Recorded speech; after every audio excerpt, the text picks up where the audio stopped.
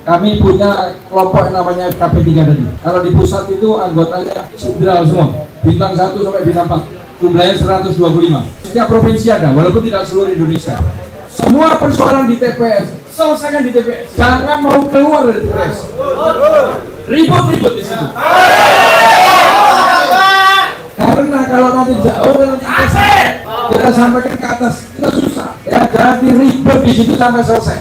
Jadi waktu itu betul-betul kita manfaatkan seefisien mungkin untuk tadi menggait masa, apakah milenial, apakah gensi, apakah orang tua dan segala macam. Itu udah ada jadwal-jadwalnya.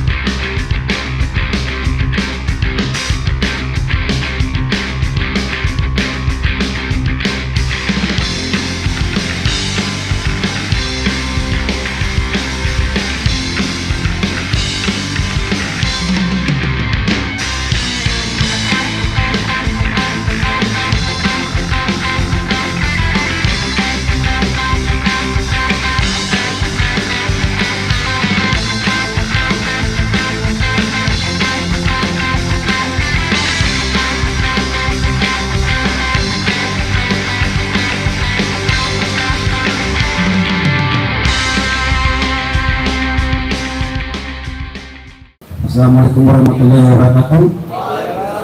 Nama saya Rizal dari Relawan Rumah Bagonjong. Saya pertanyakan, ada nggak link antara tim hukum dengan saksi di lapangan supaya kalau ada yang terjadi itu perjuangan cepat dan bisa langsung rantau. Terima kasih. Kami sudah membuat posko-posko pengaduan.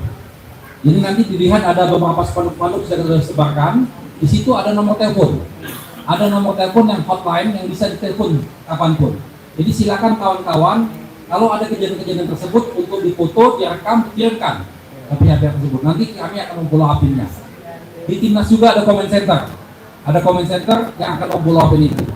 Tapi memang sekali lagi yang bisa kita lakukan dalam rangka hukum. Balik lagi kepada aparatnya.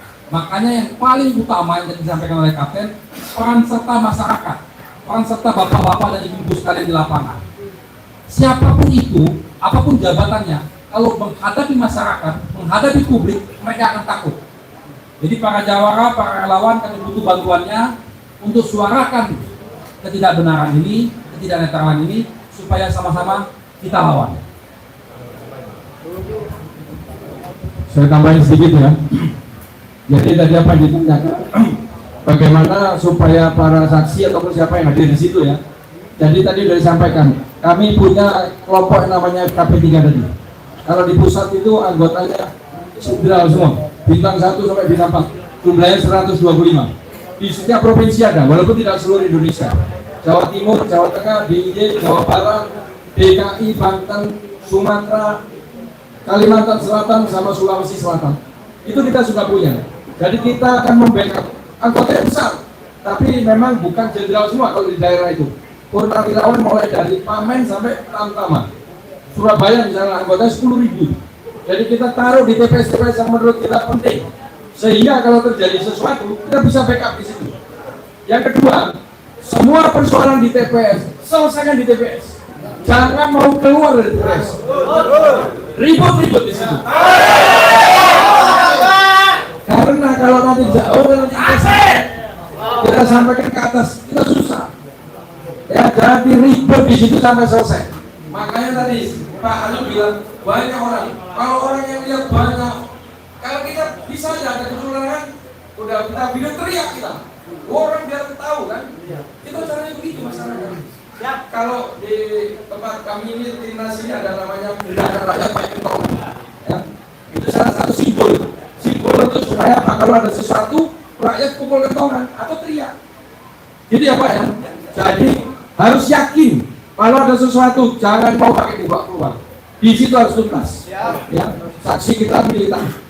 Bentar dulu, ini tadi kan tanya tanyanya lebih sama saya kan. Jadi apa akan dilakukan strategi ke depan, kira-kira gitu ya. Ini yang saya sampaikan strategi umum. Kalau khusus ya nggak boleh dong, namanya strategi umum saya dibocorkan. Yang jelas, kita itu pengen menggait semua masyarakat yang belum memilih Anies, ya, ataupun memilih. Caranya bagaimana? Kampanye tadi, kita kampanye ini kita manfaatkan betul waktu ini sampai tanggal 10 Februari, sampai tanggal 21 atau tanggal 21 Januari, kita sudah boleh kampanye terbuka. Rapat akbar di lapangan boleh. Sekarang nggak boleh. Sekarang hanya dalam gedung, maksimal 3.000. Nah, itu yang akan kita lakukan terus dengan daerah-daerah terpilih. Kenapa kampanyenya hari ini misalkan? Di mana? Tahu nggak? Nah, Kalbar. Sudah ada tujuan-tujuannya itu. Di samping program-program Pak Anies maupun Pak Muhaimin yang selalu dilakukan. Itu serangan darat namanya. Serangan udara juga ada. Lewat medsos tadi. Oh, clue-clue apa yang akan disampaikan sehingga menaikkan yang arti biasanya algoritma tadi. Sehingga banyak nilai-nilai positif yang didapat dari pasangan ini. Itu strategi yang umum kita lakukan. Jadi kita tidak akan menyia-nyiakan waktu. Karena yang kita punya hanya waktu. Lainnya kita nggak punya. Kita mau ngebom sana, ngebom sini nggak mampu kita. Jadi waktu itu betul-betul kita manfaatkan seefisien mungkin untuk tadi menggait masa, apakah milenial, apakah Gen Z, apakah orang tua dan segala macam. Itu udah ada jadwal-jadwalnya. Terima kasih. Assalamualaikum warahmatullahi wabarakatuh. Saya Ami dari Media Indonesia, Bang. Bang mau tanya nih, konsen dari Ami sendiri kan terhadap lapangan pekerjaan cukup tinggi ya. Nah, terkait dengan kejadian kemarin di kecelakaan di Morewali, ini bagaimana sih Bang konsen Amin terutama nih setelah kejadian di Morewali? Karena pertama ini soal bagaimana menjamin keselamatan pekerja, lalu kedua soal membanjirnya tenaga kerja asing yang ada di Indonesia. Secara konkret saja, kira-kira apa Bang? Itu saja, terima kasih. Terima kasih ya. Kalau secara konkret, apa yang disampaikan Pak Anies selalu mengatakan prioritas, ada skala prioritas. Jadi prioritas itu kepada siapa? Kepada bangsa sendiri, terlebih dahulu. Itu yang diutamakan. Kalau memang diperlukan dari luar, baru disampaikan atau diminta dari luar. Kita perlu dipenuhi, bangsa kita ini banyak. Itulah secara umum. Selama ini Pak Anies maupun Pak Muhaimin selalu mengatakan perubahan yang kuat tadi. Sampai salah satunya adalah lapangan pekerjaan. Pasti akan dibikin mudah dan itu sudah dihitung oleh tim substansinya Pak Anies ya. Apa yang disampaikan Pak Anies itu yakin bisa dilaksanakan. Karena Pak Anies tidak akan bohong. Dan itu sudah dibuktikan di DKI Jakarta 5 tahun yang lalu. Makanya apa yang disampaikan oleh Pak Anies sudah diperhitungkan tadi misalnya perumahan murah, pendidikan, lapangan pekerjaan, kesehatan, itu sudah dihitung semua dan itu akan sanggup dilakukan. Kalau detailnya tinggal baca di visi-misi, itu detail sekali. Soalnya kalau masyarakat disampaikan detail terlalu panjang dan kurang mengenal lah. Yang penting tadi 4 perubahan. Jadi tadi saya sampaikan yang di sana itu sudah ada yang urus timnya, kejadiannya apa sebabnya nanti pasti bisa. Dari polisi, tim hukum juga mengawasi. Kemudian yang paling penting adalah skala prioritas. Itu aja Mbak. Assalamualaikum warahmatullahi wabarakatuh. Saya Yus dari Relawan. Saya tertarik dengan pertanyaan Kapten tadi yang ribut di lapangan, di dalam itu bisa nggak koalisi saksi, koalisi partai saksi itu berkolaborasi mendukung, misalkan tim Anies, saksi dari Anies langsung melihat kesalahan, tapi tim dari koalisi PKS, koalisi Demokrat, koalisi Nasdem itu ramai-ramai keroyok gitu loh. Itu nggak ada di lapangan Kapten. Jadi hanya berjuang misalnya PKS menemukan kecurangan, PKS yang berjuang. Jadi seharusnya saksi yang ada di dalam itu kan yang berhak nuntut. Kompak, bisa nggak diatur seperti itu? Terima kasih. Assalamualaikum warahmatullahi wabarakatuh. Kan pemilunya belum ini kan? Enggak, di tahun-tahun yang lalu begitu. Oh iya. Masing-masing Ini kan kita berjuang bukan sendiri. Ya, Disatukan dalam semua saksi itu, mereka kompak Paham, menyerang habis-habisan. sangat paham. Itu kan yang lalu kan? Ya. Kaptennya bukan saya kan? Saya usul sekarang. Itu aja. Ajar lu sekarang. Jadi kita sudah sampaikan. Pemilu itu ada pemilu presiden, ada pemilu legislatif. Ya kan? Jadi saksinya sendiri-sendiri itu. Tetapi kita tetap kompak dikendalikan oleh timnas ini.